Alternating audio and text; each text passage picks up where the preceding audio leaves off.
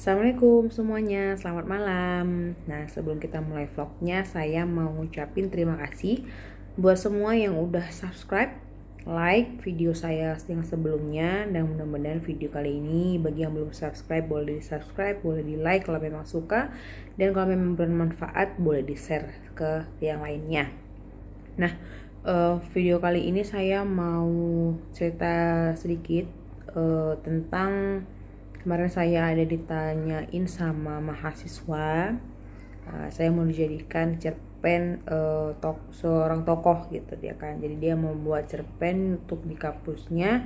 Jadi dia ambil kisah tentang saya, tuh kan. Saya juga nggak tahu kenapa. Nah jadi dia nanya, boleh ceritain nggak bun tentang kehidupan bunda yang dari kecil sampai sekarang. Jadi dianggap sekarang ini saya alhamdulillah kalau bilang sukses, tapi tetap terus berusaha menjadi orang yang lebih baik lagi. Nah jadi saya ceritain kan dulu kok dulu kita itu soal untuk sekolah dari TK sampai SMP sih belum benar-benar paham ya tentang kehidupan ekonomi keluarga gitu kan, karena kan namanya masih anak-anak tahunya bermain. Cuman memang ketika saya SD sampai SMP itu orang tua itu pekerjaan tetapnya tuh sebagai PNS. Nah cuman kehidupan PNS itu tidak bisa mencukupin 4 anak kan, 4 anak. Jadi papa itu ikut orang istilahnya kan, ada yang menyediakan angkutan jadi papa yang bawa. Nah dari SD sampai SMP itu nyuci angkotnya itu pernah, nyapu pasti, ketemu uang koin gitu kan paling seneng tuh. Jadi kalau istilahnya disuruh bersihin angkot istilahnya kan, kalau kita namanya angkot, paling senang itu karena dapat uang receh gitu kan, namanya masih kecil kan, senang gitu nemu uang gitu kan, nemu uang. Nah udah gitu kalau misalnya sekolah juga diantarin SMP, dan alhamdulillah memang nggak malu sama sekali. Nah ya bener, nggak malu sama sekali. Jadi tuh temen-temen kalau misalnya pagi atau siang pergi sekolah itu kan selalu ramai dengan anak sekolah kan, tetap salim sama orang tua, tetap salim sama papa gitu kan, bahwasanya izin mau pergi sekolah. Jadi nggak pernah malu, alhamdulillah nggak pernah malu. Nah ketika di SD SMP itu juga kalau dibilang bantu mama sih jaga warung ya, bantu mama jaga warung kelontong dulu di rumah. Dan di SMP-nya itu di Simpang Pasar ya, di Simpang Pasar juga ya, jaga kelontong. Jadi istilahnya sebelum les ya setelah les setiap pagi, les bahasa Inggrisnya pagi, masuk sekolahnya siang. Jadi itu ada sekitar 2-3 jam itu jaga dulu kedai, kalau misalnya kedai gitu kan, atau warung gitu. Jadi mama tuh masak, saya jagain dulu, baru setelah itu pulang untuk sekolah gitu kan, foto sekolah. Nah kalau di rumah tuh juga kalau jualan seperti kue bawang, kacang di sekolah juga udah pernah dialamin di SMA. Nah kebetulan itu SMA-nya SMA favorit di kota tempat tinggal. Nggak tahu juga kalau misalnya sekolahnya itu sekolah elit tuh kan, teman-temannya yang alhamdulillah memang orang tuanya berduit semua. Dan saya memang nggak paham gitu kan, nggak paham ternyata sekolah elit itu kan. Tapi karena sekolah yang nomor 1 jadi di kota ya alhamdulillah seneng bisa masuk kan, tanpa mikir oh ini elit minder, enggak sama sekali. Dan alhamdulillah dapat teman-teman yang nggak seperti sekarang yang hobi bullying misalnya kan. Mudah-mudahan sudah di stop bullyingnya, karena kan apalagi masa pandemi ini kangen kan sama teman-teman gitu kan, pasti kan merenung lebih baik ke sekolah. Makanya kalau bisa stop bullying, namanya teman, kita semua adalah teman gitu kan. Nah kebetulan di sekolah di SMA itu semua teman-teman itu welcome. Jadi tuh saya kelas 2 ya, kelas 2 SMA itu jualan kacang goreng sama kue bawang dulu gitu. Bawa tuh 2 plastik, 2 kantongan gitu kan, kantongan. Kalau tahu sekolah juga nggak boleh gitu kan. Jadi kantongannya yang nggak kelihatan, ditutupi buku. Tau kan dulu bukunya tuh tebel-tebel.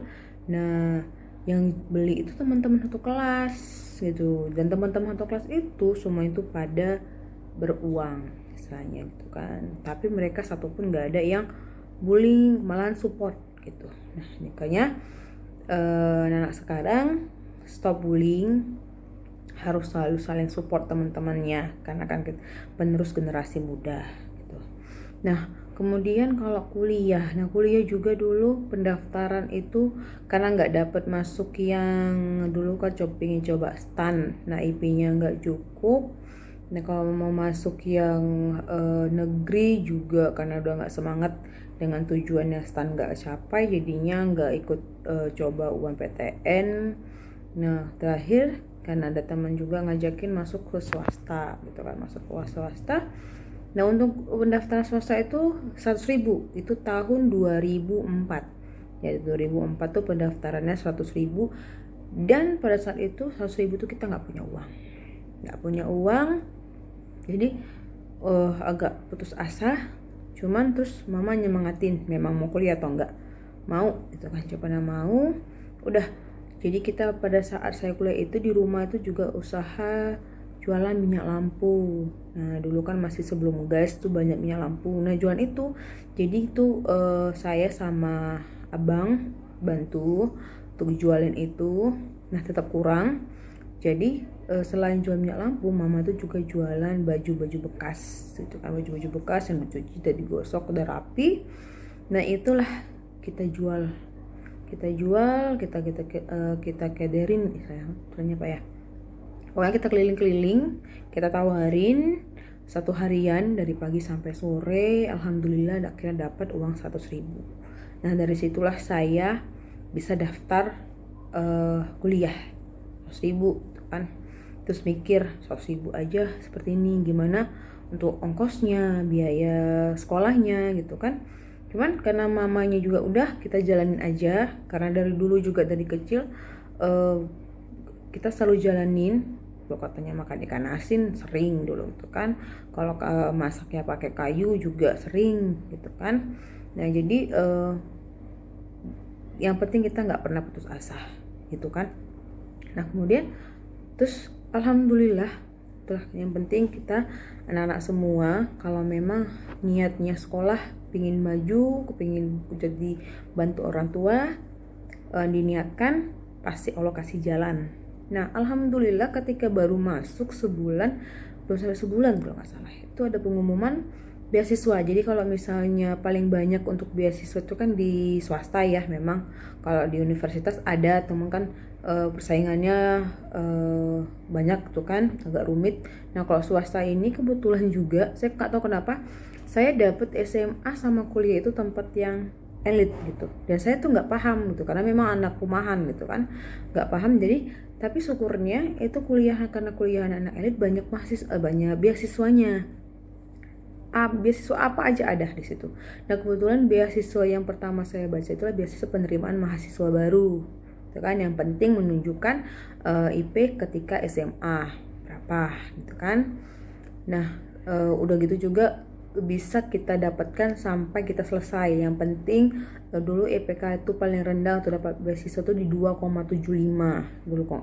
Kalau sekarang kurang tahu ya apakah sudah naik atau enggak, tahun 2004. Nah dari IPK yang waktu SMA itu kita banyak yang nyoba, keterima itu kan, berhasil dapatkan beasiswa.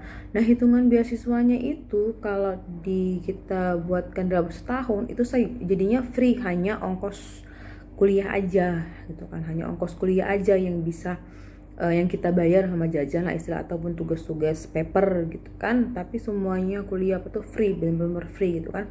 Itu tuh alhamdulillah banget, bisa bantu orang tua juga.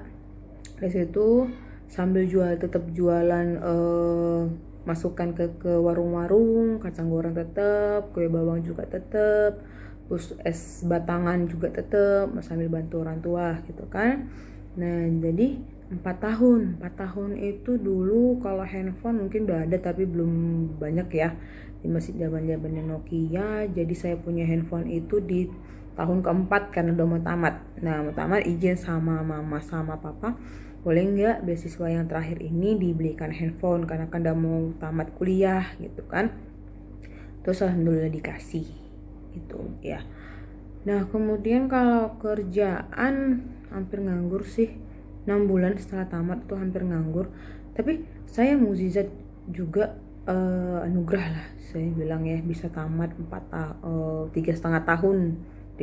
tahun dengan beasiswa dan teman-teman yang memang support.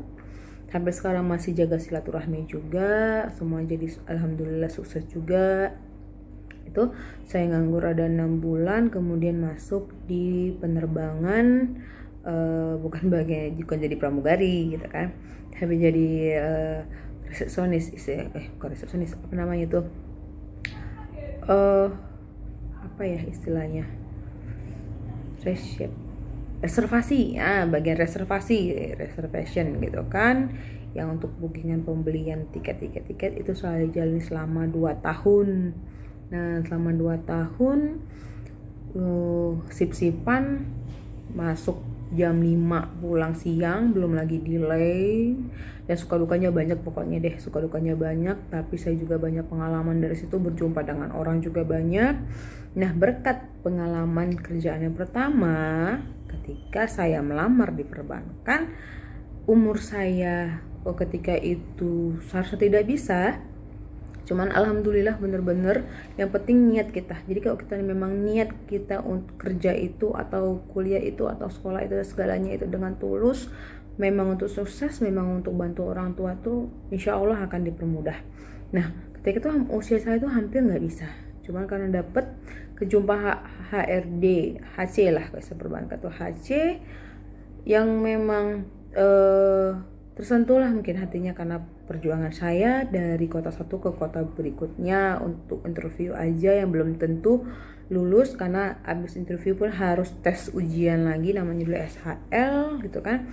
Tapi dia mau bela-belain ngeluarin tiket berapa ratus ribu PP hanya untuk itu gitu kan. Jadi dibantu ke bagian yang usianya bisa setengah saya kan. Alhamdulillah ketika SHL semuanya itu lancar, kira saya lulus di perbankan itu. Dan yang paling penting diterima ketika interview itu adalah saya berhadapan dengan orang gitu kan. Saya berhadapan orang, sering berhadapan dengan orang, ya sering pak gitu kan. Bisa menahan segala misalnya komplain, dan alhamdulillah iya gitu kan. Tapi yang penting tidak tidak menjatuhkan harga diri gitu kan. Namanya juga misalkan harga diri gitu kan, kita bekerja gitu kan, komplain tentang pekerjaan biasa. Tapi kalau misalnya langsung mengejudge orangnya gitu kan, berarti kan ke pribadi gitu kan, itu yang harus kita jaga gitu kan. Oke. Nah karena itu saya bisa keterima di perbankan, tapi semuanya adalah tergantung dari niat kita, bisa tulus atau enggak, untuk sukses atau enggak, dan untuk orang tua atau enggak, diniatin ya. Jadi terakhir sekarang posisi saya alhamdulillah bisa nyenengin orang tua juga, bisa banggain orang tua juga, tapi tetap kita harus rendah diri kan. Jangan pernah sombong, karena di atas kita masih banyak lagi di atas, karena setelah kita masih banyak lagi di atas kita. Itu dia sih dia. Nah jadi tanya juga kan, jadi pun setelah semua pengalaman itu gimana perasaan tuh kan, apakah kita semakin nggak mau mengingat yang dulu, atau kita jadi motivasi, atau seperti apa. Yang pasti jadi motivasi. Saya senangnya sih semua yang saya alamin itu, jadi ketika berjumpa dengan orang, kondisinya seperti apa, saya bisa pahamin gitu kan kondisi dia. Oh seperti ini, oh saya juga pernah ngerasain gitu kan. Jadi kalau misalnya ada yang cerita enak, gajinya sekian, kerjaannya gini, cuma duduk-duduk aja bos dan segala macam gitu kan. Terus saya bilang enggak loh gitu kan, mau yang seperti apa gitu kan, yang kamu alami sekarang seperti apa gitu kan. Yaudah kita sharing gitu kan. Nah gitu dia. Jadi bukan juga merasa bangga karena pernah di bawah atau segala macam, enggak gitu kan. Tapi saya sukanya itu karena saya pernah ngalamin, jadi saya tahu rasanya. Dan namanya kita bermasyarakat kan bermacam-macam, kita nggak bisa samain semuanya. Nah, dengan kita pernah ngerasain, kita tahu kita harus bersikap seperti apa. Nah, gitu dia. Itu sih sepenggal singkat dari kehidupan saya dulu, kecil sampai sekarang gitu kan. Kalau misalnya dijelasin detail pasti panjang gitu kan. Jadi gitu dia. Ya mungkin dari situ dia ngerasa, oh Bunda nih bisa dijadikan tokoh dalam cerpen untuk motivasi gitu kan. Nah jadi bagi teman-teman, bagi semuanya yang memang merasa apa yang saya sampaikan itu bisa menjadi motivasi, ayo tetap semangat. Yang penting niat selalu niatkan dulu, usaha, berdoa, barengan semuanya, insya Allah akan dipermudah segalanya. Dan jangan pernah menyerah ya, namanya untuk kebaikan, namanya untuk orang tua, namanya untuk sukses, harus bertahan, jangan pernah putus asa. Dan sampai sekarang juga semua yang saya lakuin dulu, berdagang tuh masih saya lakuin segalanya itu, apa yang bisa didagangkan selama masih halal semuanya saya buat gitu kan. Dan juga kita jangan kalau mengambil keuntungan tuh jangan terlalu besar itu kan, jadi tetap lancar.